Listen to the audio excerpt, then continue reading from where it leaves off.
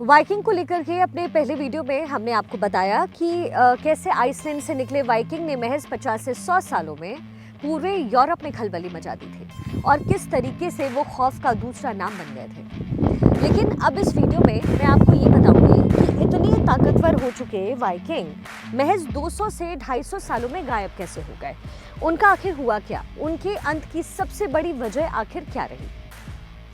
Vikings पर अपने पहले वीडियो में मैंने सम्राट अशोक का जिक्र किया। सम्राट अशोक भारत के शक्तिशाली मौर्य साम्राज्य से आते थे। उनकी जिद थी कि वो ज़्यादा से ज़्यादा इलाके जीते, अपने डायनेस्टी का विस्तार करें, हर बड़ा राजा उनकी अधीनता स्वीकार करे और इसी इरादे से उन्होंने कलिंग पर अटैक किया। लेकिन वहाँ इतना खून खराबा हुआ कि अशोक का दिल पिघल गया। वो हिंसा से उब जाते हैं और बुद्ध की शरण में चले जाते हैं। बौद्ध धर्म अपनाते ही उनमें वैराग्य का भाव आ जाता है और उसके बाद की कहानी इतिहास से आप जानते हैं। अशोक ने इसके बाद मानवता के लिए एक से एक बड़े काम किए, लेकिन एक सच्चाई और भी है और वो ये है कि सम्राट अशोक के बौद्ध धर्म स्वीकार करने के साथ ही मौर्य साम्राज्य का भी अंत हो गया। दरअसल अशोक की बुद्धित्व को स्वीकार करने के बाद युद्ध में और साम्राज्य विस्तार में कोई दिलचस्पी बची नहीं। इसलिए उस जगह को कैप्चर करता है उनका सेनापति पुष्यमित्र और उसके बाद मौर्य डायनेस्टी के अंत की और शुंग साम्राज्य की शुरुआत की कहानी लिखी जाती है। मैं अशोक मौर्य डायनेस्टी की चर्चा यहाँ इसलिए कर रही हूँ क्योंकि वाइकिंग्स के खत्म होने की कहानी भी कुछ वैसी है। बस आप बुद्धिज्म को क्रिश्चियनिटी से रिप्लेस कर दीजिए और अशोक को वाइकिंग से। दरअसल 9वीं सदी बीते बीते वाइकिंग काफ़ी ज़्यादा ताकतवर हो चुके थे और एकजुट हो चुके थे। यानी अब वो अलग अलग कबीले की जगह एक अंपायर में बदलने लगे थे। उनकी ताकत का सेंटर पॉइंट था डेनमार्क और नॉर्वे, जो कि उस समय डेनिश अंपायर का हिस्सा था। 10वीं सदी में इसी डेनिश अंपायर में एक वाइकिंग योद्धा राजा बनता है, हेराल्ड, और उसका एक जो दांत था वो नकली था और नीले रंग का था। यहीं से ब्लूटूथ उसका निकनेम हो गया। अब इस हेराल्ड ब्लूटूथ का अपना किस्सा बड़ा दिलचस्प है, उस पर फिर कभी चर्चा होगी।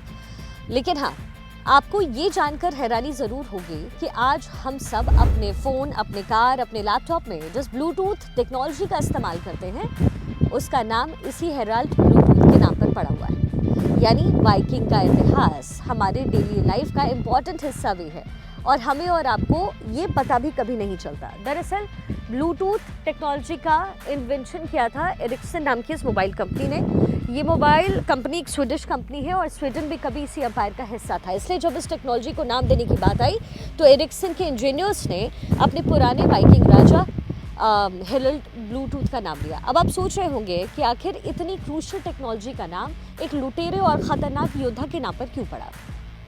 इसका जवाब मेरे आगे की कहानी में छिपा है जो मैं आपको बताने वाली हूँ।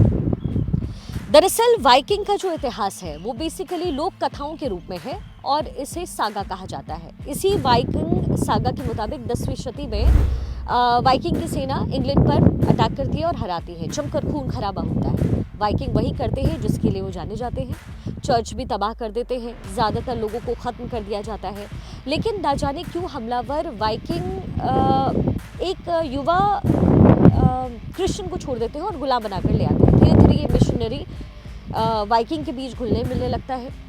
वाइकिंग योद्धा जब जंग से लौटते तो वो उनकी बातें सुनता, वो भी उन्हें ईसा मसीह की टीचिंग बताता। वो भी ये कहता कि इस दुनिया को प्रेम से जीता जा सकता है, हिंसा गलत है। वाइकिंग उन्हें अपने नॉर्स परंपराओं की दुहाई देते, अपने देवताओं को बलि चढ़ाने की बात कहते। वाइकिंग कहते थे उसे कि वाइकिंग जो है वो जो देवता है वो खून से खुश होते हैं। उसके उलट वो जो व्यक्ति था और जो पूरा कबीला था वो उन्हें ईश्वर की दुहाई देता था। धीरे धीरे वाइकिंग उसकी टीचिंग से प्रभावित होने लगे और ईसाईयत को अपनाने लगे। और फिर एक दिन खुद वाइकिंग का राजा हेराल्ड ब्लूटूथ भी ईसाई बन जाता है। और जब राजा ही ईसाई बन जाए तो फिर उसकी सेना, उसकी प्रजा ने भी जल्द ही क्रिश्चियनिटी को अडॉप्ट कर लिया। देखते ही देखते पूरा डेनिश अंपायर और फिर पूरा स्कैंडिनेवियन रीजन क्रिश्चियनिटी को अडॉप्ट करता है और फिर यही वाइकिंग राजा हेराल्ड ब्लूटूथ डेनमार्क से लेकर के स्वीडन तक मारकाट मचाने वाले वाइकिंग्स को एकजुट करने, हिंसा छोड़ने और शांति का रास्ता अपनाने के लिए प्रेरित करता है। जैसे जैसे इस रीजन में क्रिश्चियनिटी मजबूत होती जाती है, चर्च का असर बढ़ता है, वैसे वैसे वाइकिंग खत्म होने लगते हैं। टेक्निकली वाइकिंग की जाति खत्म नहीं होती, बस वो लूटमार करना छोड़ देते हैं, ब्रुटैलिटी छोड़ देते हैं। और वैसे भी वाइकिंग्स तो एक वर्ब थी, वो सिर्फ एक पहचान थी, लूटमार की पहचान, हमलों की पहचान। और जब वो पहचान खत्म होने लगती है तो वाइकिंग भी खत्म हो जाते हैं और उस पहचान की जगह लेती है क्रिश्चियनिटी।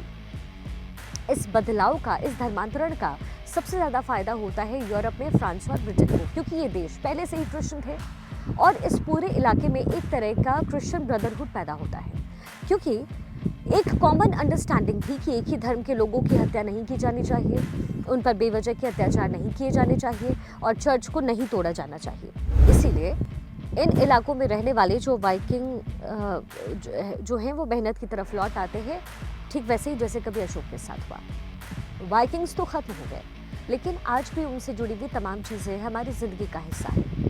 हम अपनी पहचान वो कुछ इस तरीके से छोड़ गए हैं कि उसे छोड़ना असंभव है। अंग्रेज़ी भाषा को ले लीजिए, जिस अंग्रेज़ी शब्द में विंडो शब्द का इस्तेमाल करते हैं वो वाइकिंग की नॉर्स भाषा का पार्ट है। इसी तरीके से हम आने के लिए कम कहते हैं, खाने के लिए ईट, सुनने के लिए लिसन, देखने के लिए सी जैसे बेहद कॉमन अंग्रेज़ी शब्दों का इस्तेमाल करते हैं और ये भी वाइकिंग्स की ही वोकैब का हिस्सा है, जो धीरे धीरे अंग्रेज़ी भाषा में आई और अब हमने उसे हिंदुस्तान में भी इस्तेमाल करना शुरू कर दिया है।